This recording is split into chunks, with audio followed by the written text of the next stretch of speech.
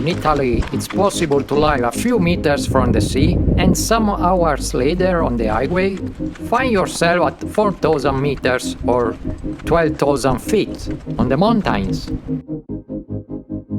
We live at down from Liguria, 350 kilometers south of our destination, in the Great Alps. There are two of us, my wife and I, and our training is very poor this year, and we haven't been used to altitude for at least 1 year. The idea, despite our lack of training, is to climb to the Margherita hut, the highest in Europe and perhaps in the world, given its structure and completeness. Inside, it has a bar, bunks, a restaurant, a museum, and a weather station. All these at 4,500 meters, or 15,000 feet, on the Monte Rosa massif. Let's see how it ends. After almost 4 hours on the highway, we are in Gressoney, in the Aosta Valley, at an altitude of 1,800 meters. We are only just getting started.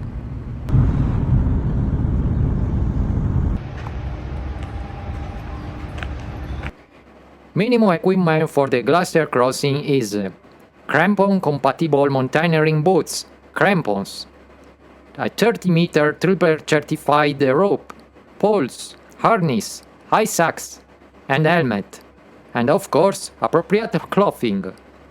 We also have a tent and sleeping bags to try sleeping altitude. In total, 3 very heavy backpacks for 2 people. We need to take 3 lifts to reach our destination. The altitude begins to take its toll. We reach 3,000 meters and take a break. We are currently at almost 3,000 meters or 10,000 feet. We'll stay for an hour to get used to the altitude, since we were over sea 4 hours ago. And this is the weather.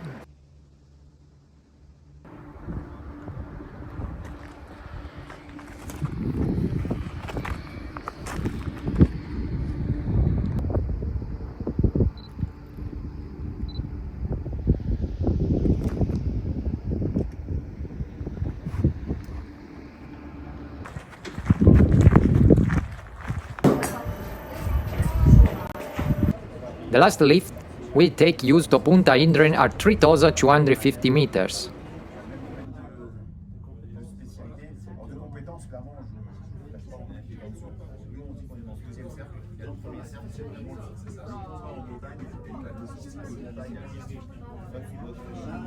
They use it to ski here in the summer. There was a ski lift. Today, in early July, there is only melted snow.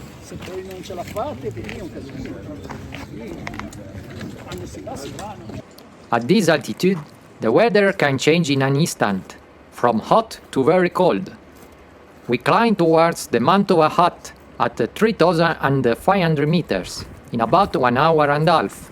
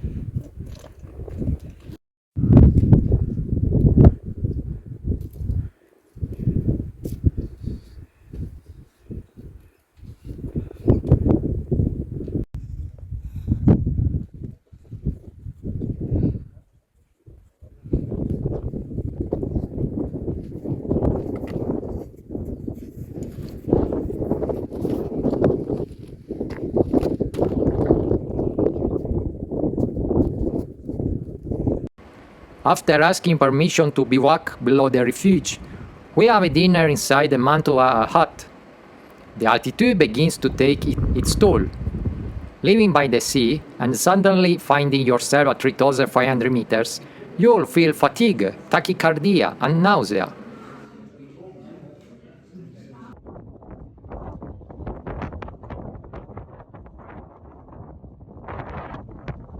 Toward evening, the weather worsens. We take shelter in the tent as it starts to rain outside. We'll sleep here, 3,500 meters.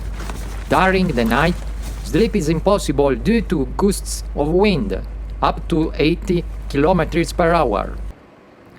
We can only resign ourselves and wait for dawn. Unfortunately, even in the morning, the weather is uncertain, with strong winds and sleet. We decide to abandon the climb to the Margherita hut. Around 8 a.m., the clouds clear, but not the wind.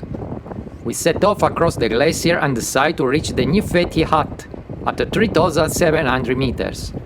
We carry only what's essential, leaving aside ropes and heavy backpacks.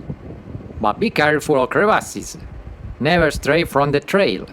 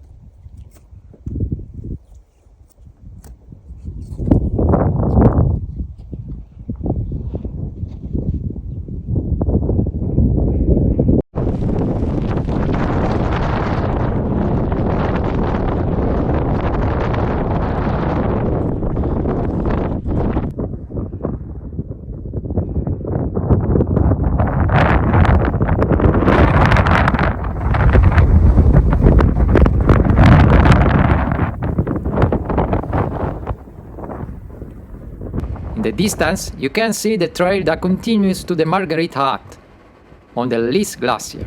From here, it takes about 4 hours to reach the Margherita hut if conditions are like now. The Info&news hut is also welcoming and well served. The view is breathtaking.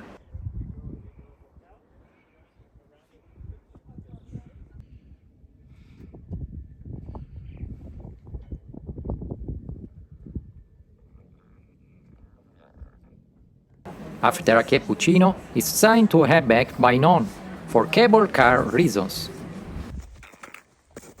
Around 1 p.m., we are ready at the parking lot for the return trip to the highway. Still, it's a wonderful experience. A quick visit lasting less than 2 days at almost 4,000 meters or 13,000 feet on the glacier of Monte Rosa. We will return, but without a tent. It increases your weight too much and makes it difficult to rest at night. To climb to the Margherita hut, you need to be trained, acclimatized, and above all lighter. Thank you for watching and see you next video.